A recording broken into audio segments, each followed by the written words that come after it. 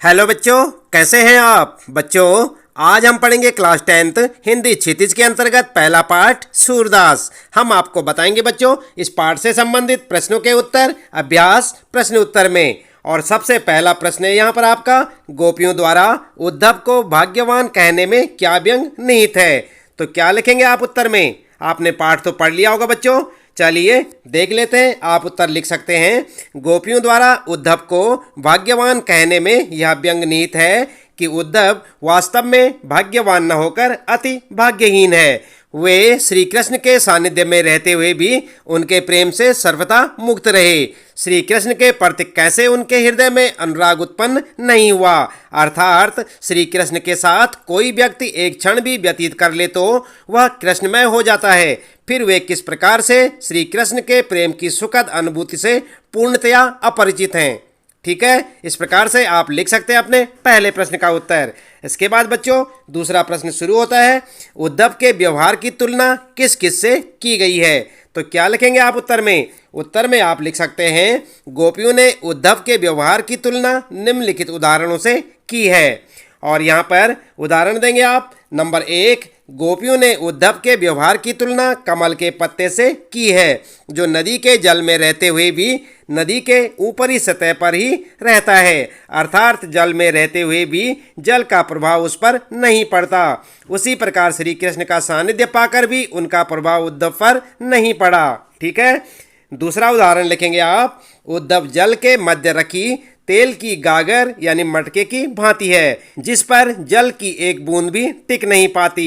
उसी प्रकार उद्धव श्री कृष्ण के समीप रहते हुए भी उनके रूप के आकर्षण और प्रेम बंधन से सर्वथा मुक्त है। ठीक है बच्चों, इसके बाद तीसरा उदाहरण आप लिख सकते हैं, उद्धव ने गोपियों को जो योग का उपदेश दिया था उसके बारे में उनका यह कहना है कि यह योग कड़वी ककड़ी के समान प्रतीत होता है, इसे निगला नहीं जा सकता, यह अत्यंत अरुचिकर है। ठीक है, और आपके दूसरे प्रश्न का उत्तर हो जाएगा, साथ साथ याद भी करते रहें। इसके बाद बच्चों देख लेते हैं, यहाँ पर तीसरा प्रश्न है, गोपियों ने किन किन उदाहरणों के माध्यम से उद्धव को उलाहने दिए हैं। तो जानते हैं आप, नहीं जानते, चलिए कोई बात नहीं, उत्तर में देख लेते हैं। आप लिख सकते हैं, गोपियों ने कमल के पत्ते, तेल की मटकी और प्रेम की नदी आदि उदाहरणों के माध्यम से उद्धव को उलाहने दिए हैं। प्रेम रूपी नदी में पांव डुबाकर भी उद्धव प्रभाव रहित हैं। श्री कृष्ण के सानिध्य में रहते हुए भी वे श्री कृष्ण के प्रेम से सर्वथा मुक्त रहे। ठीक है, इसके बाद आइए चौथा प्रश्न है यहाँ पर, उद्धव द्वारा दिए गए योग के संदेश ने गोपियों की विरह अग्नि में घी का काम कैसे किया। तो जानते हैं आप, नहीं जानते, उत्तर में आप लिख सकते हैं, गोपियां कृष्ण के आगमन की आशा में दिन गिन रही थी। वे अपने तन मन की व्यथा को चुपचाप सहती हुई कृष्ण के प्रेम रस में डूबी हुई थी। वे इसी इंतजार में बैठी थी कि श्री कृष्ण उनके विरह को समझेंगे, उनके प्रेम को समझेंगे और उनके अतृप्त मन को अपने दर्शन से तृप्त करेंगे। परंतु यहाँ सब उल्टा होता है, कृष्ण को न तो उनकी पीड़ा का ज्ञान है और न ही उनके विरह के दुख का, बल्कि कृष्ण योग का संदेश देने के लिए उद्धव को भेज देते हैं। विरह की अग्नि में जलती हुई गोपियों को उद्धव ने कृष्ण को भूल जाने और योग साधना करने का उपदेश दिया, जिसने उनके हृदय में जल रही विरह अग्नि में घी का काम कर उसे और प्रज्वलित कर दिया। ठीक है, इस प्रकार से आप लिख सकते हैं अपने चौथे प्रश्न का उत्तर। फिर है बच्चों यहाँ पर पांचवा प्रश्न आपके लिए, मर्यादा न लही के माध्यम से कौन सी मर्यादा में न रहने की बात की जा रही है। तो क्या लिखेंगे आप उत्तर में। उत्तर में आप लिख सकते हैं, मर्यादा न लही के माध्यम से प्रेम की मर्यादा में न रहने की बात की जा रही है। गोपियां कृष्ण के मथुरा चले जाने पर शांत भाव से उनके लौटने की प्रतीक्षा कर रही थी। वे चुप्पी लगाए अपनी मर्यादाओं में लिपटी हुई इस वियोग को सहन कर रही थी, क्योंकि वे श्री कृष्ण से प्रेम करती थी। कृष्ण ने योग का संदेश देने के लिए उद्धव को भेज दिया, जिससे गोपियां मर्यादा छोड़कर बोलने पर मजबूर हो गई। प्रेम के बदले प्रेम का प्रतिदान ही प्रेम की मर्यादा है, लेकिन कृष्ण ने गोपियों के प्रेम के उत्तर में योग का संदेश भेज दिया। इस प्रकार कृष्ण ने प्रेम की मर्यादा नहीं रखी। वापस लौटने का वचन देकर भी वे गोपियों से मिलने नहीं आए। आई बात समझ में? इस प्रकार से आप लिख सकते हैं अपने 5वें प्रश्न का उत्तर। इसके बाद शुरू होता है यहाँ पर आपका 6ठा प्रश्न है, कृष्ण के प्रति अपने अनन्य प्रेम को गोपियों ने किस प्रकार अभिव्यक्त किया है? तो उत्तर में आप लिख सकते हैं, उत्तर लिखेंगे, गोपियां रात दिन सोते जागते सिर्फ कृष्ण का नाम ही रटती रहती हैं। कृष्ण के प्रति अपने अनन्य प्रेम को गोपियों ने चींटियों और हारिल की लकड़ी के उदाहरणों द्वारा व्यक्त किया है। उन्होंने स्वयं की तुलना चींटियों से और श्री कृष्ण की तुलना गुड़ से की है। उनके अनुसार श्री कृष्ण उस गुड़ की भांति हैं जिस पर चींटियां चिपकी रहती हैं। हारिल एक ऐसा पक्षी है जो सदैव अपने पंजे में कोई लकड़ी या तिनका पकड़े रहता है, वह उसे किसी भी दशा में नहीं छोड़ता। उसी तरह गोपियों ने मन, वचन और कर्म से श्री कृष्ण की प्रेम रूपी लकड़ी को दृढ़ता पूर्वक पकड़ रखा है। ठीक है, इस प्रकार से आप लिख सकते हैं अपने 6ठे प्रश्न का उत्तर। इसके बाद बच्चों 7वां प्रश्न है यहाँ पर आपके लिए, गोपियों ने उद्धव से योग की शिक्षा कैसे लोगों को देने की बात कही है? तो क्या लिखेंगे उत्तर में? उत्तर में आप लिख सकते हैं, उद्धव अपने योग के संदेश में मन की एकाग्रता का उपदेश देते हैं। गोपियों के अनुसार योग की शिक्षा उन्हीं लोगों को देनी चाहिए जिनकी इंद्रियां व मन उनके बस में नहीं होते, जिनका मन चंचल है और इधर उधर भटकता रहता है। गोपियों को योग की आवश्यकता नहीं है क्योंकि गोपियां अपने मन व इंद्रियों से कृष्ण के प्रति एकाग्रचित हैं, इसलिए योग साधना का उपदेश उनके लिए निरर्थक है। ठीक है, अगला प्रश्न है बच्चों 8वां, प्रस्तुत पदों के आधार पर गोपियों का योग साधना के प्रति दृष्टिकोण स्पष्ट करें। तो उत्तर में आप लिख सकते हैं बच्चों, प्रस्तुत पदों के आधार पर स्पष्ट है कि गोपियां योग साधना को नीरस, व्यर्थ और अवांछित मानती थी। गोपियों की दृष्टि में योग उस कड़वी ककड़ी के समान है जिसे निगलना बड़ा ही मुश्किल है। सूरदास जी गोपियों के माध्यम से आगे कहते हैं कि उनके विचार में योग एक ऐसा रोग है जिसे उन्होंने न पहले कभी देखा न कभी सुना। गोपियों के अनुसार योग की शिक्षा उन्हीं लोगों को देनी चाहिए जिनकी इंद्रियां व मन उनके बस में नहीं होते, जिनका मन चंचल है और इधर उधर भटकता है। ठीक है बच्चों, अगला प्रश्न है यहाँ पर 9वां प्रश्न, गोपियों के अनुसार राजा का धर्म क्या होना चाहिए? तो जानते हैं आप क्या होना चाहिए राजा का धर्म? उत्तर में आप लिख सकते हैं, गोपियों के अनुसार राजा का धर्म प्रजा को अन्याय से बचाना और राजधर्म का पालन करते हुए प्रजा का हित चिंतन करना है। ठीक है, अगला प्रश्न है 10वां, गोपियों को कृष्ण में ऐसे कौन से परिवर्तन दिखाई दिए जिनके कारण वे अपना मन वापस लेने की बात कहती हैं? तो क्या लिखेंगे उत्तर? उत्तर में आप लिख सकते हैं बच्चों, उत्तर लिखेंगे, गोपियों को लगता है कि कृष्ण द्वारका जाकर राजनीति के विद्वान हो गए हैं। उनके अनुसार श्री कृष्ण पहले से ही चतुर थे, अब भारी भारी ग्रंथों को पढ़कर वे पहले से भी अधिक चतुर हो गए हैं। छल कपट उनके स्वभाव का अंग बन गया है। उन्होंने गोपियों से मिलने के स्थान पर योग की शिक्षा देने के लिए उद्धव को भेज दिया है। श्री कृष्ण के इस कदम से गोपियों के हृदय बहुत आहत हुए हैं। इन्हीं परिवर्तनों को देखकर गोपियां अपना मन श्री कृष्ण से वापस लेना चाहती हैं।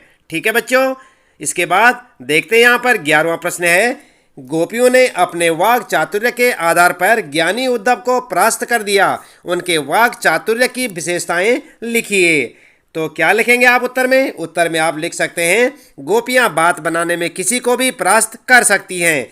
गोपियां उद्धव को अपने उपालंब यानी तानों के द्वारा चुप करा देती हैं। आगे लिखेंगे, गोपियों में व्यंग करने की अद्भुत क्षमता है। वह अपने व्यंग बाणों द्वारा उद्धव को परास्त कर देती हैं। वह अपनी तर्क क्षमता से बात बात पर उद्धव को निरुत्तर कर देती हैं। ठीक है, इस प्रकार से आप लिख सकते हैं अपने 11वें प्रश्न का उत्तर।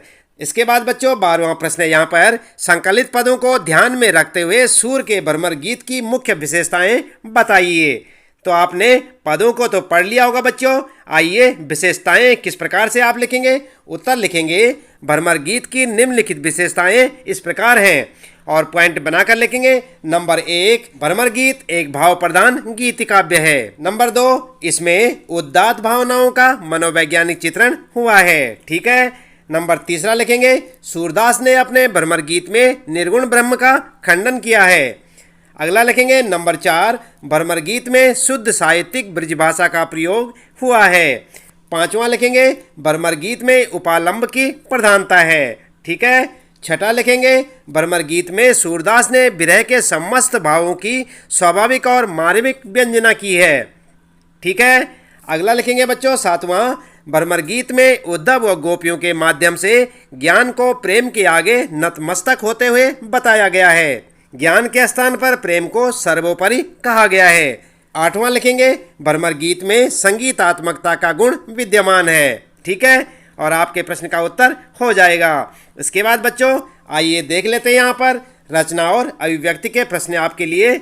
और 13वां प्रश्न है गोपियों ने उद्धव के सामने तरह तरह के तर्क दिए हैं, आप अपनी कल्पना से और तर्क दीजिए। तो क्या लिखेंगे उत्तर? उत्तर में आप लिख सकते हैं गोपियों ने उद्धव के सामने तरह तरह के तर्क दिए हैं, हम भी निम्नलिखित तर्क दे सकते हैं। और फिर पॉइंट बना के लिख सकते हैं। नंबर 1 उद्धव पर कृष्ण का प्रभाव तो पड़ा नहीं, परंतु लगता है कृष्ण पर उद्धव के योग साधना का प्रभाव अवश्य पड़ गया है। ठीक है। दूसरा पॉइंट लिखेंगे निर्गुण अर्थात जिस ब्रह्म के पास गुण नहीं है उसकी उपासना हम नहीं कर सकते हैं। और अगला है बच्चों तीसरा लिखेंगे आप योग का मार्ग कठिन है और हम गोपियां कोमल हैं, हमसे यह कठोर योग साधना कैसे हो पाएगी, यह असंभव है। ठीक है। इस प्रकार से आप लिख सकते हैं अपने 13वें प्रश्न का उत्तर। फिर बच्चों 14वां प्रश्न है यहाँ पर आपके लिए उद्धव ज्ञानी थे, नित्य की बातें जानते थे, गोपियों के पास ऐसी कौन सी शक्ति थी जो उनके वाक चातुर्य में मुखरित हो उठी। तो उत्तर में आप लिख सकते हैं सच्चे प्रेम में इतनी शक्ति होती है कि बड़े से बड़ा ज्ञानी भी उसके आगे घुटने टेक देता है। गोपियों के पास श्री कृष्ण के प्रति सच्चे प्रेम तथा भक्त की शक्ति थी, जिस कारण उन्होंने उद्धव जैसे ज्ञानी तथा नित्यज्ञ को भी अपने वाक चातुर्य से परास्त कर दिया। ठीक है। अगला प्रश्न है 15वां गोपियों ने यह क्यों कहा कि हरि अब राजनीति पढ़ आए हैं? क्या आपको गोपियों के इस कथन का विस्तार समकालीन राजनीति में नजर आता है? स्पष्ट कीजिए। तो क्या लिखेंगे आप बच्चों? आपको क्या नजर आता है? उत्तर में आप लिखेंगे गोपियों को लगता है कि कृष्ण द्वारका जाकर राजनीति के विद्वान हो गए हैं, अब कृष्ण राजा बनकर चालें चलने लगे हैं, छल कपट उनके स्वभाव के अंग बन गए हैं। गोपियों ने ऐसा इसलिए कहा क्योंकि श्री कृष्ण ने सीधी सरल बातें न करके उद्धव के माध्यम से अपनी बात गोपियों तक पहुंचाई है। गोपियों का यह कथन है कि हरि अब राजनीति पढ़ आए हैं, जो कि कहीं न कहीं आज की भ्रष्ट राजनीति को परिभाषित कर रहा है। आज की राजनीति तो सिर से पैर तक छल कपट से भरी हुई है। कृष्ण ने गोपियों को मिलने का वादा किया था और पूरा नहीं किया, वैसे ही आज राजनीति में लोग कई वादे करके भूल जाते हैं। ठीक है। इस प्रकार से आप लिख सकते हैं अपने 15वें प्रश्न का उत्तर। तो बच्चों इसी प्रश्न के साथ इस पाठ से संबंधित प्रश्नों के उत्तर यहाँ पर समाप्त होते हैं। उम्मीद है कि आपको अच्छे से समझ आए होंगे। आप चाहें तो इन्हें अपनी नोटबुक में नोट करें और अच्छे से याद भी कर सकते हैं, ताकि आपको परीक्षा के समय किसी परेशानी का सामना न करना पड़े। और हर रोज इसी प्रकार क्लास 10th हिंदी क्षितिज के सभी पाठों के प्रश्न उत्तर जानने के लिए आप लगातार देखते रहे वीडियो, जुड़े रहे हमारे साथ। और यदि आप चैनल में पहली बार आए हैं तो चैनल को भी सब्सक्राइब अवश्य कर दें, बेल आइकन भी दबा दें बच्चों, ताकि आपको आने वाली प्रत्येक पाठ की वीडियो की नोटिफिकेशन मिलती रहे। मिलते हैं अगली वीडियो में नए पाठ के कुछ नए प्रश्नोत्तरों के साथ।